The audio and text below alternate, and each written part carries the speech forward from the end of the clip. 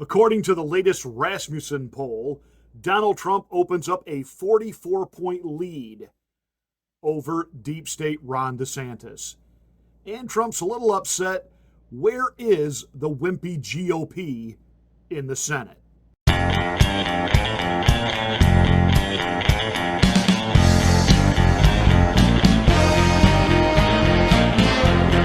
Hi, I'm Pastor Marty, and this is the Afternoon Drive. Thank you so much for tuning our way. Make sure you're a subscriber to the channel. And once you are, smack the bell, click the word all to get notification of all of my rants. And please like and share this video.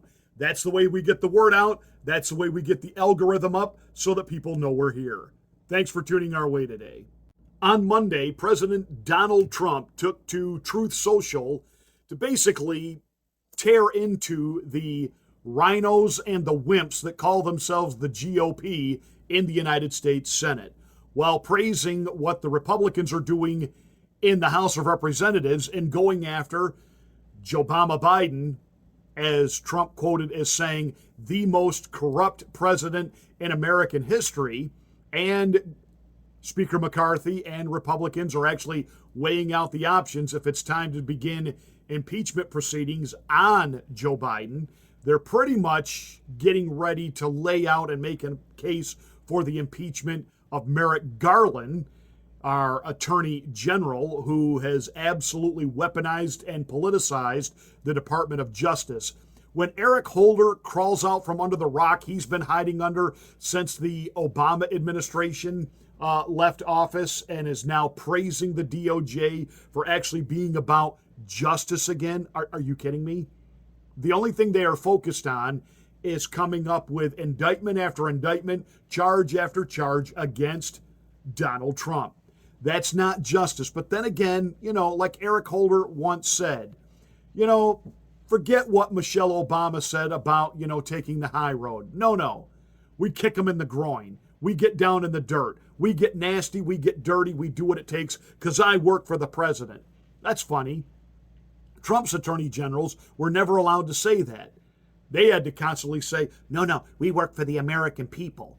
Well, Merrick Garland is proving that he works for Joe Biden and the Democrat puppet masters which pull his strings, because these political hit jobs that he's bringing against Donald Trump are just that, political hit jobs, while we have actual overflowing evidence of the crimes of the Biden crime family. Hunter Biden is not only a cokehead and a crackhead. Isn't it amazing? Investigators and our so-called federal law agencies could find every single person that's ever taken a stroll through the Capitol Rotunda, but they can't find one pothead, crackhead, son of a sitting president who might have left behind a bag of coke in the White House. That they couldn't find. That there was no fingerprints, no evidence, nothing on camera, showing Hunter Biden bringing that into the White House. No, nothing to see here, people. Joe Biden can have documents of, classified top secret information that he took when he was a senator and a vice president, which he had no authority to do, and they can be sitting in an unlocked, open garage that he backs his Corvette into, that Hunter and all of his drug friends, walked by and had access to. That's not a problem. Donald Trump having, classified documents that he, as the president, had the full authority to unclassify, had them in a locked room under Secret Service surveillance. That's a problem. Got to kick his doors in. Got to take him. Got to indict him. Got to haul him up on charges.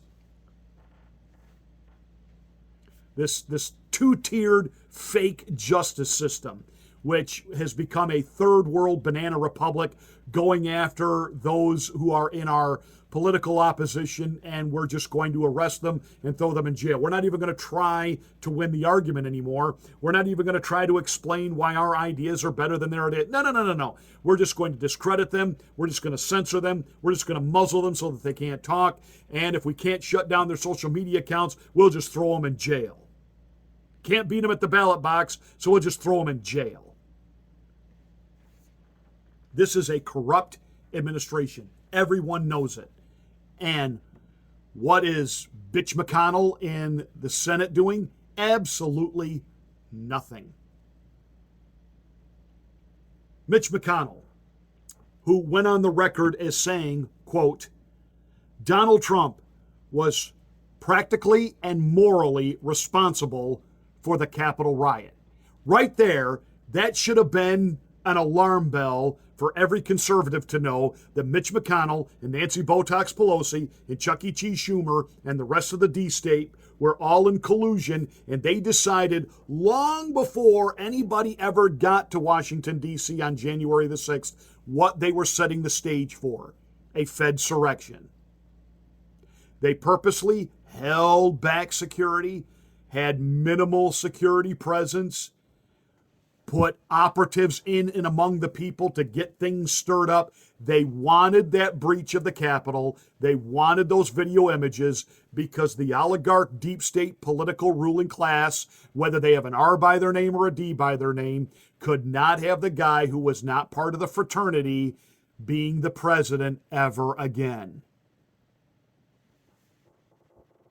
He had the audacity to do the constitutional thing and return the power to we the people.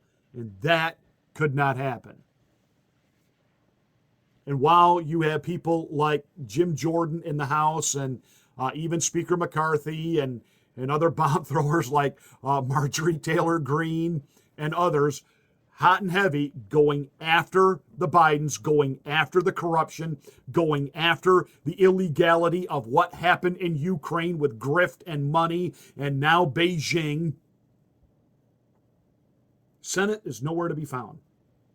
We're not in the majority. Well, you know, the Democrats weren't really in the majority either. It was kind of a split Senate when they took Donald Trump through 2 impeachments.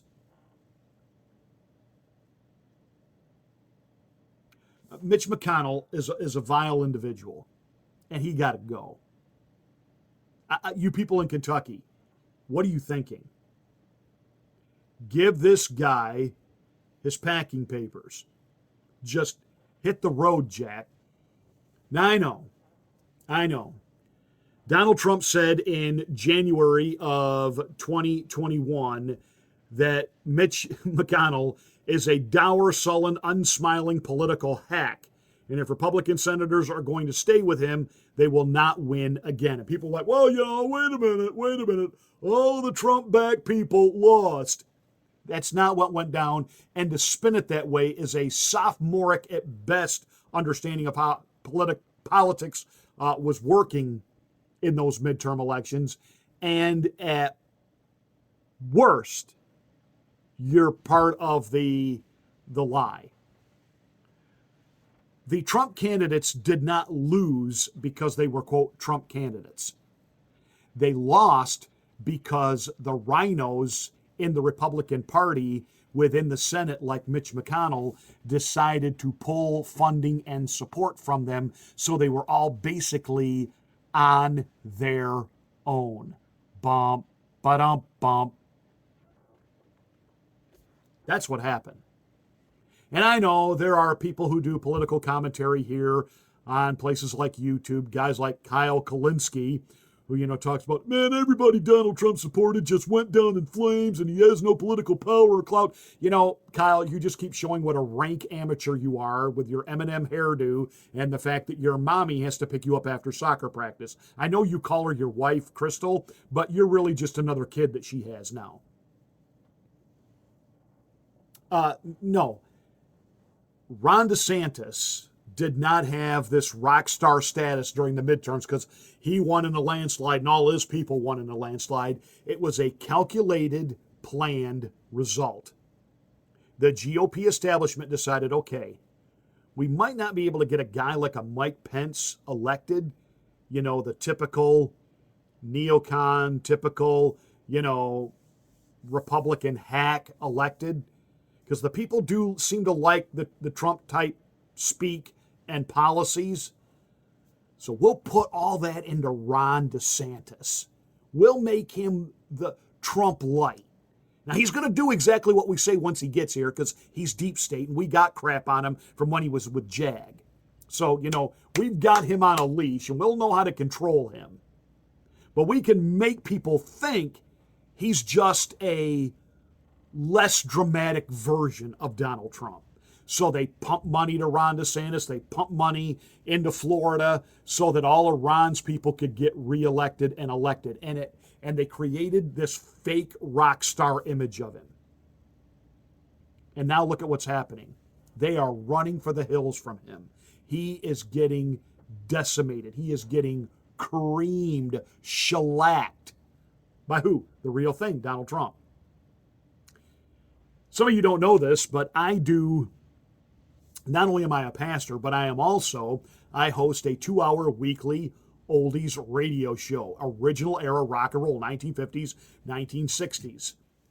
In the early to mid 50s, you had this new phenomenon of rock and roll coming out of black rhythm and blues, but also out of Southern hillbilly music. And it all kind of meshed together. We had this rock and roll, rockabilly, doo-wop, and it was exploding. And you had the architects of that early era rock and roll. Guys like Little Richard, Chuck Berry, Fats Domino, Elvis, Jerry Lee Lewis. But by the late 50s, we had this thing called teen idols. Paul Anka, Fabian, Bobby Rydell, what they called the Philly sound. And it was this teen idol, what it was white, homogenized. It was not the real, raw, gritzy, real thing.